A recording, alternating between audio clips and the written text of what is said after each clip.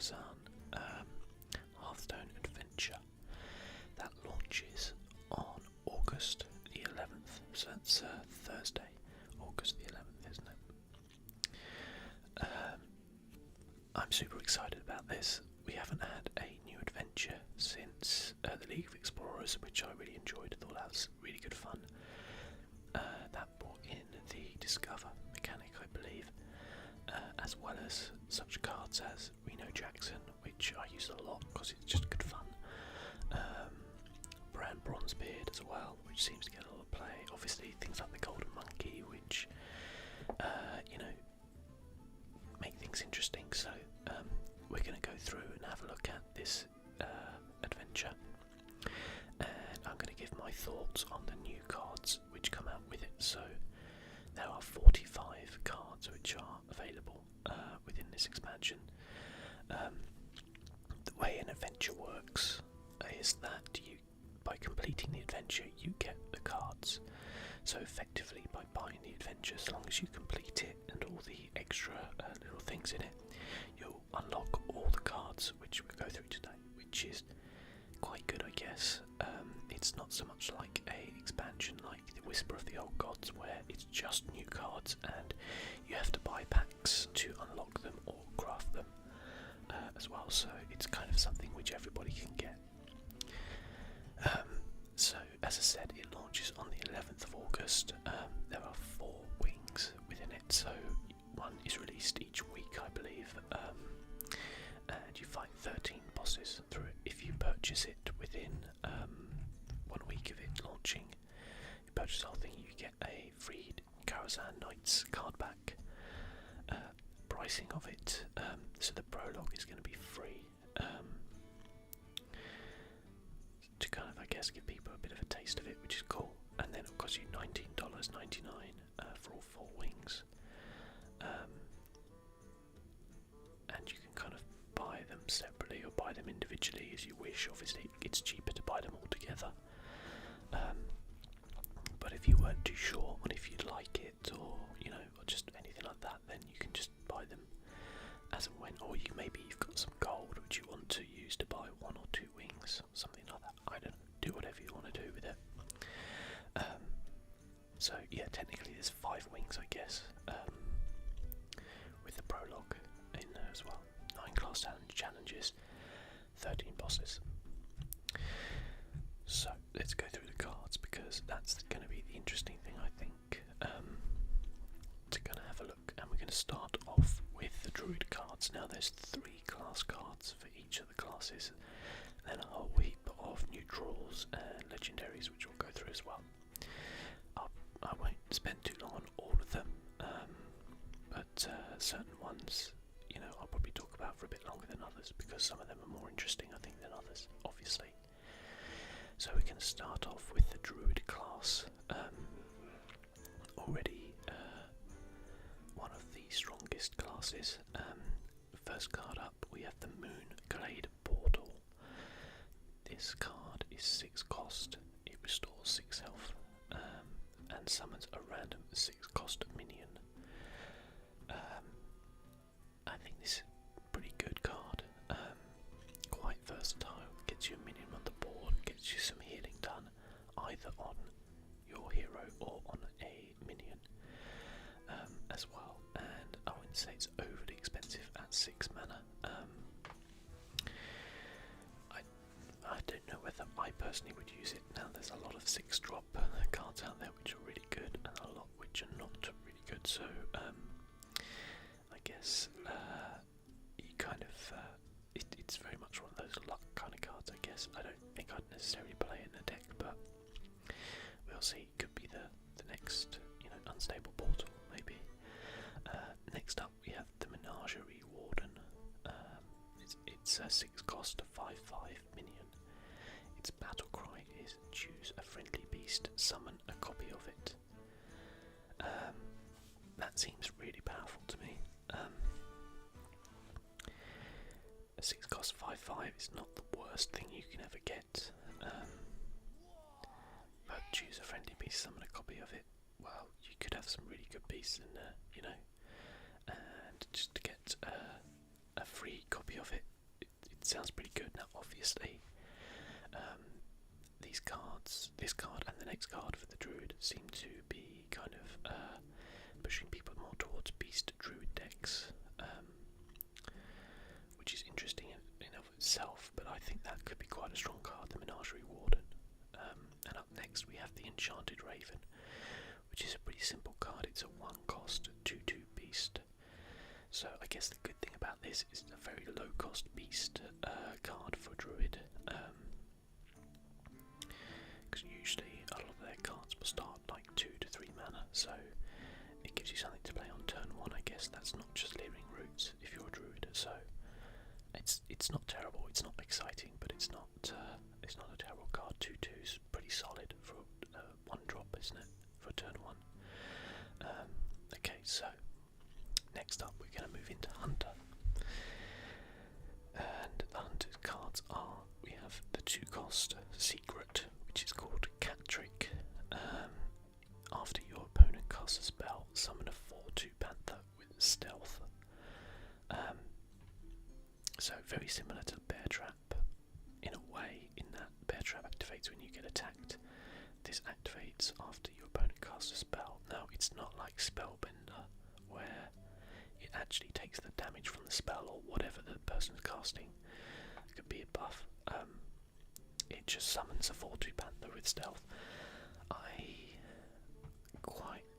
I'm on the fence about this one, shall we say. 4/2 Panther with Stealth is good because it will guarantee you a beast, so certain undercasts which work with beasts will be really good.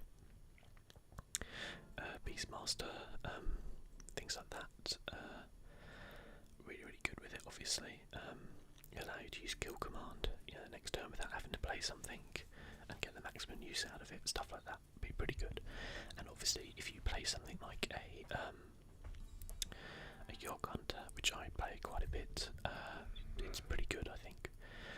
Whether or not it would see use in a deck over something like Explosive Trap or Bear Trap even, or Freezing Trap, I don't know, but doesn't seem terrible to me. Next up we have the 3-cost 3/4 minion, the Cloaked Huntress. Your secrets cost 0. Yeah, that seems pretty good to me. That seems really good. That would basically allow you to play any secrets you have for 0 cost while this is on the board. And it's a 3/4 for 3, which is again not the worst stats you'll ever see. It's not a beast or anything like that, so there's not that extra bit of synergy, but I like it. I like that actually. I think that's the sort of card which is going to scare the crap out of your opponent, which I quite like. It will probably be something which is a target, shall we say, because they're not going to want you to be able to cast secrets for nothing.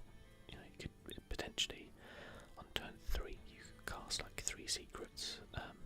Maybe you've got Cat Trick, maybe you've got Bear Trap, Explosive Trap. That could just totally turn the tide of your game, basically. So yeah, it could be a powerful card, I think.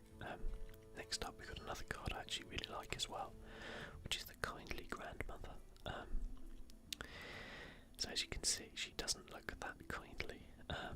She's a 1/1 beast for 2 cost, and her death rattle is summon a 3/2 Big Bad Wolf. Both her and the 3/2 are beasts, which again is good. I felt maybe they could have done this 1/1 as not a beast, but both of them being a beast is a bonus for Hunter, because as I say, there's synergy cards there which you can play of it, and I like the card. Effectively for 2 mana you're getting a 4/3. Yeah, I'm down with that, definitely. I think Hunter's got a strong lineup there. Probably Cat Trick the least, but I like the other 2 there. Next up we have Mage. Okay, so Mage already one of the most powerful, but let's see what they've got. So first card is a 1-cost 1/1 minion called the Babbling Book. Its battle cry is add a random mage spell to your hand. Yeah, I think that's pretty powerful, to be honest gets you just something on the board, which potentially could be turn 1, but it then gives you that random spell, and it's a mage spell in particular, so you know it's probably going to be something that has some sort of removal with it, so I think that's a decent card. I'm not sure I would play in anything other than perhaps something like a Yogg Mage, because I'd want to generate more spells, if that makes sense. But I could see it getting played. Next up, I think, is one of the most powerful cards which we will see within this expansion, which is the 7-cost Firelands Portal. Deals 5 damage, summon a random 5-cost minion. I think that's really powerful for 7. That effectively means you get rid of something which has got 5 health, which could be something fairly powerful. And you also get your own 5-cost minion, which again could be something pretty powerful. The thing with this card, which a lot of people are quite angry about, is that it's a common.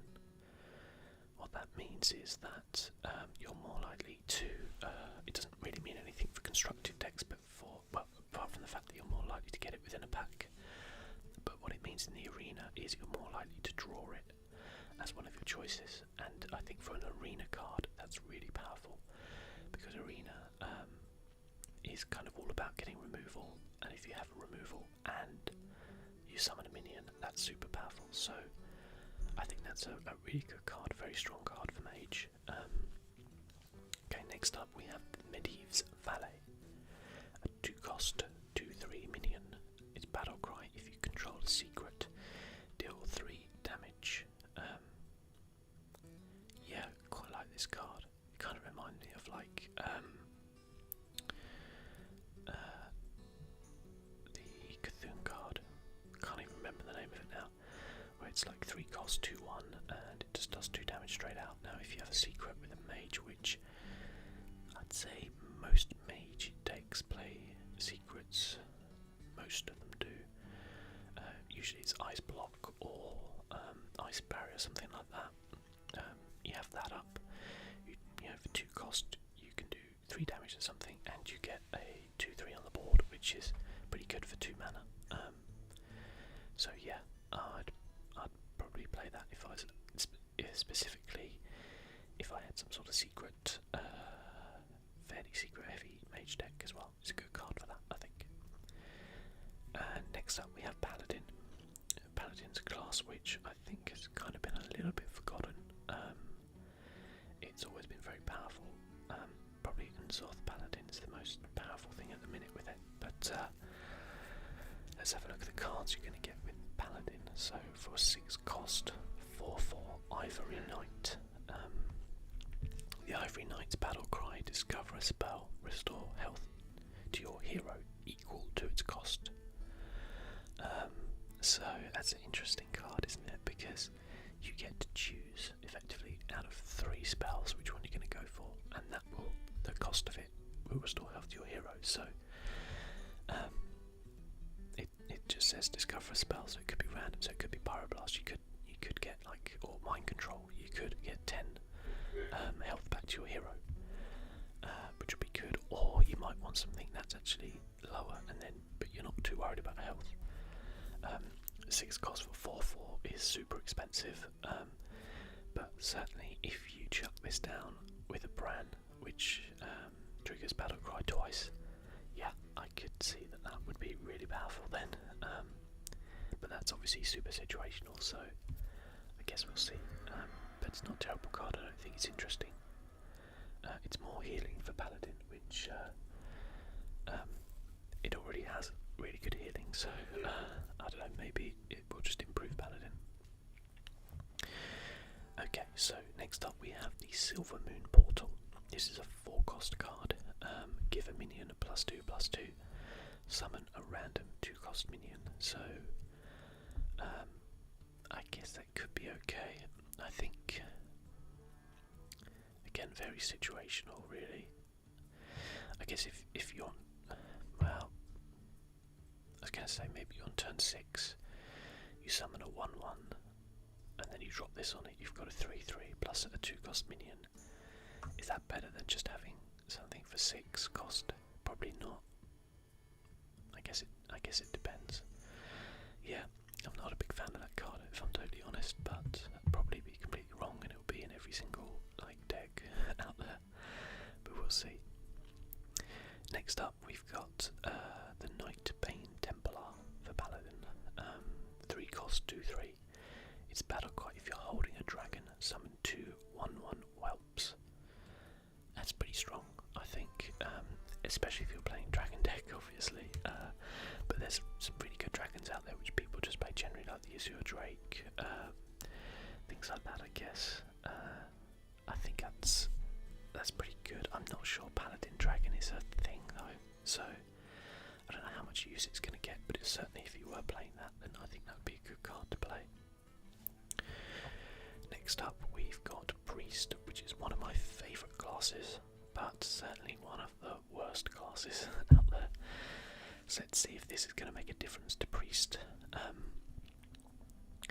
So first up we have the 5-cost Onyx, I think, Bishop.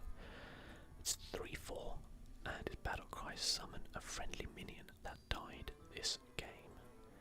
That could be potentially very powerful. Obviously it could also come up with nothing for you basically, but 5-cost 3/4's not great. But then I guess the potential for it to just summon something else quite powerful could be really good. I guess it's similar to like Resurrect or something like that, isn't it? You know, you don't really know what you're going to get, but it's not bad. I guess I probably would play that in my Priest deck. I think, yeah, it's just fun as well, isn't it? But yeah, next up for Priest we have the 4-cost Priest of the Feast. Whenever you cast a spell, restore 3 health to your hero. It's a 3/6. I like this card. A 3/6 for 4 is pretty decent. If you could do something like Powered Shield, you've got 3 health back to your minion, 3 health back to your hero. You've got lots of other things on Priest which you can do to it. You could Divine Spirit in a fire, things like that. Suddenly you're healing back your guy. So yeah, I quite like it. It's decent. It's another one of those things similar to I guess also as well.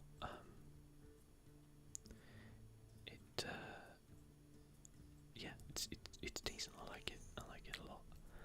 I don't think these are like game-changing cards for Priest, but we'll see. Next up, we have the 2-cost spell, which is Purify.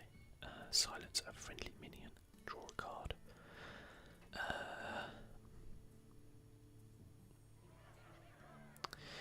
on the fence with this one. Maybe if we're playing something like Ancient Watcher, which has the kind of which is basically can't attack, so you silence that, you draw a card. But I guess then you're getting like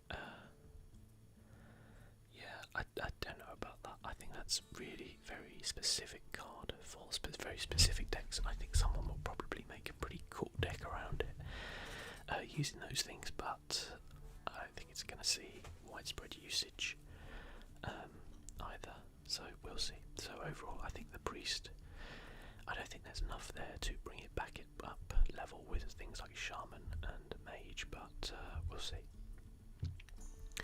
Next up we've got Rogue. So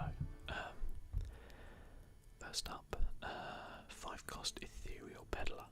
Its battle cry: reduce the cost of cards in your hand from other classes by 2. It's a 5/6, so this works with things like Burgle, which has 2 class cards from your opponent's class into your hand. Again, super situational. In specific decks, a 5/6 for 5 is not terrible. There are better, but it's not terrible at all. And yeah, I guess if you've got some cards in there, you can reduce the cost of it. It's not bad at all.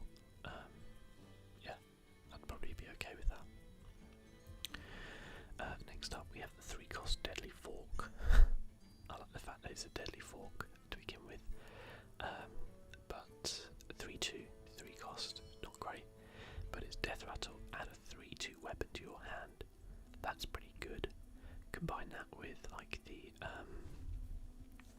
what is it, the raptor, which copies a death rattle. Yeah, I'd be down with that. You get loads of weapons. So yeah, I quite like that actually. I think that's pretty powerful for 3 cost. A 3/2 and then a 3/2 weapon. That's like what, 9 damage potentially for 3 cost. Yeah, pretty good.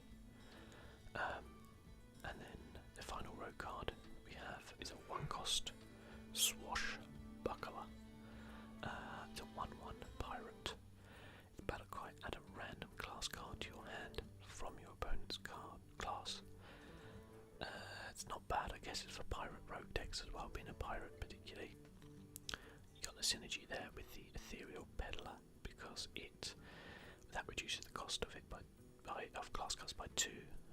So you know, drop this, you get a random class card. It could be good. I could see decks build around that and burgle and things like that, and then the ethereal peddler. It could be good. It could be good fun. So not bad. A 1 cost 1/1 is. It's kind of it's a poor man's burgle, isn't it? Really. I guess it's not bad. I guess. Again, combine that with a Bran Bronzebeard and get the double battle cry. That's actually really good, and you could potentially do that. Because it's only 1 cost, I guess. So thinking about that, that's pretty good actually. Yeah, I like that. Next up, we have Shaman, the dreaded Shaman, with its super high-powered cards. Yeah, let's see what else we've got for it. So first up, we have the 2 cost spell, the Maelstrom Portal. Deal 1 damage to all enemy minions. Summon a random 1 cost minion. Yeah, that's pretty good. I guess the 1 cost minion is like nothing, is it really? But 1 damage to all enemy minions for 2 cost. Isn't that Arcane Blast for Mage, basically? As if Shaman needed more like AoE. It's got more AoE. And it also gives you a minion at the end of that as well. So yeah, great. I play Shaman and I hate it, but there you go. Everybody hates the top, don't they? So 4 cost 3/4 Wicked Witch Doctor is up next. Whenever you cast a spell, summon a random basic totem.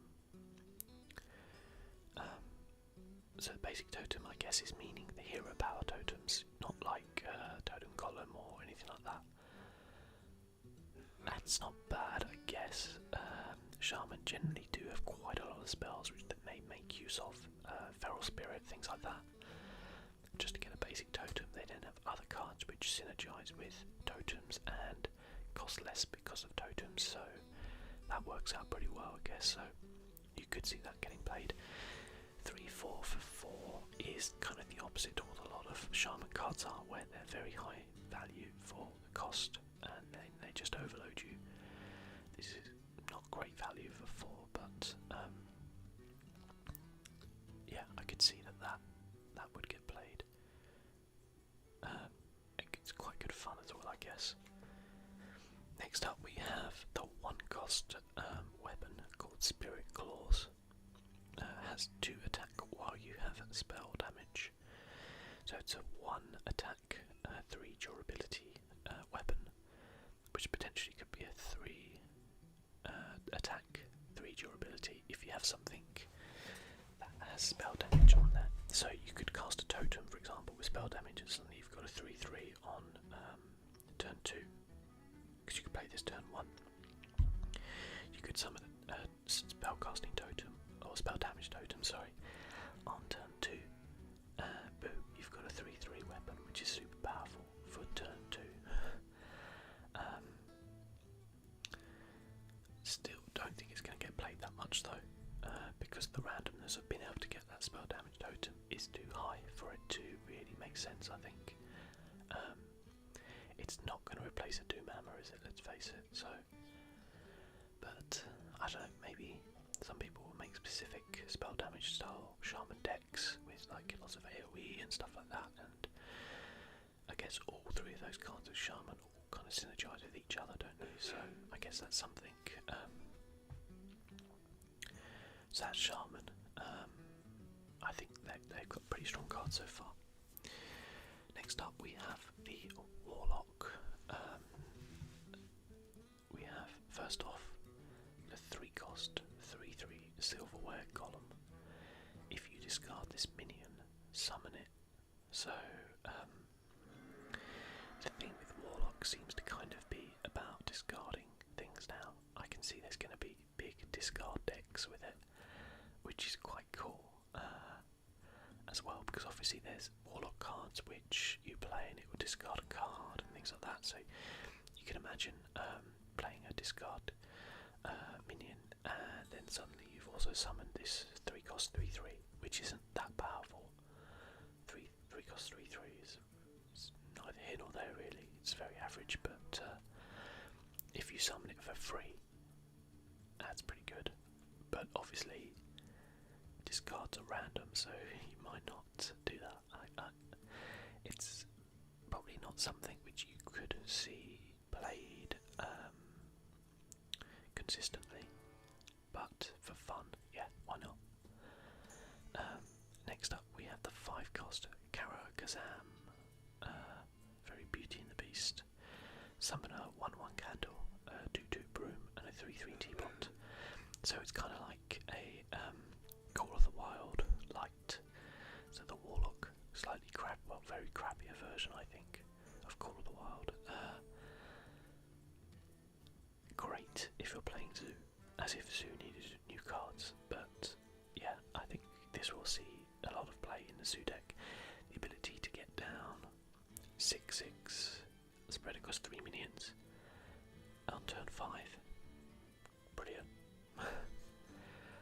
So yeah, I think that will get played in Zoo decks a lot.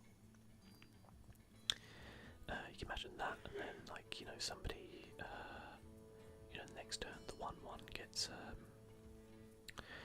gets buffed, and yeah, annoying Zoolocks. But there you go. Next up we have the 1/1 Malkizar's Imp. This is a 1/3 demon. Whenever you discard a card, draw a card. So again with the discard kind of thing here. So you have this out on deck. It's a 1/3. It's not a big kind of threat to people. But then you play a couple of cards which are discarding your cards, but then suddenly you're drawing cards as well. Maybe you had the Silverware Golem. You've got this down. You've just played something else which discards a card, and the Silverware Golem pops up. Plus you draw a card as well. It would all work out pretty well. That's obviously a bit of a niche kind of idea, and the fact is it might not actually turn out like that at all, and that might be a real kind of one-off situation, but kind of cool that you can play with that mechanic on Warlock, and I think that's something I'll definitely look at as well, because I usually hate the kind of discard stuff. I just think it's pointless, but actually now you have more cards based around it, it could be pretty cool. So we'll see, I guess. Maybe Zoo will like this. I hope not. Next up we have the Warrior class cards. So we have the 3-cost Protect the King. For each enemy minion, summon a 1/1 Born with Taunt. Great if you're playing Zoo. I mean, brilliant, isn't it? Drop this. Maybe they've just dropped their tentacles. You drop this down. What are they going to do? You've just totally denied them. What they can do is trade. Maybe as well with Warrior. Play that, and what's the one? Bolster, is it, I think, which boosts your taunt minions. Wow, that's pretty strong. Again, quite situational. Got to be playing against the right deck. If you're playing against a Mage deck which doesn't have that many minions, or like a Yogg Hunter, something like that, it's not going to be that get like 2 1/1 bonds with Taunt for 3 cost, which isn't really great. It's not the end of the world, but it's not great. But definitely, I think Control Warrior we'll play this card 100%. I think that's a really good card. 3 cost is pretty low for what potentially you could do. And then next up we have a weapon. It's the 5 cost Fool's Bane. It's a 3 attack, 4 durability weapon. It has unlimited attacks each turn. Can't attack heroes. What I'm guessing they mean by unlimited attacks each turn is you can use all the durability. I would imagine it still uses durability, but you could use it 4 times as soon as you play it. Which I guess is okay. Obviously a 3 attack 4 durability weapon is not great for 5 mana. But yeah, you could see that get played. I guess what you've got the Fiery War Axe, which everyone hates, is what, 3 mana? Or is it 2? Can't even remember now. And that's 3 attack, isn't it? And 2 durability. So, but you can't use it more than once in a turn. Yeah, maybe. I don't know. Warrior's got a lot of weapons. I don't necessarily know if this one will make it in. I don't play a huge amount of Warrior, so it's not that fresh in my mind to determine and go, oh yeah, this is a great addition, or oh no, why would you ever play that? But I guess we'll see. Next up in the Warrior cards we have the Iron Forge Portal. This is a 5 cost spell. You gain 4 armor and you summon a random 4 cost minion. So we've seen a lot of these summon type spells with the different class cards. This one gives you 4 armor and you get a 4 cost minion. So you get 4 armor for 1 mana, but you get a random minion. You don't know what it's going to be. I guess that's pretty good for the type of Control Warrior, things like that, who like to have that armor up there as well. I guess that's pretty good for them. They're going to like that a lot, I think. So, yeah. We'll see. So that's my class card kind of overview for you. That'll be part 1. There'll be a part 2 as well, which will focus on the neutrals on there. Because otherwise I'll have one video which is an hour long. Might as well do 2 which are kind of half an hour long-ish.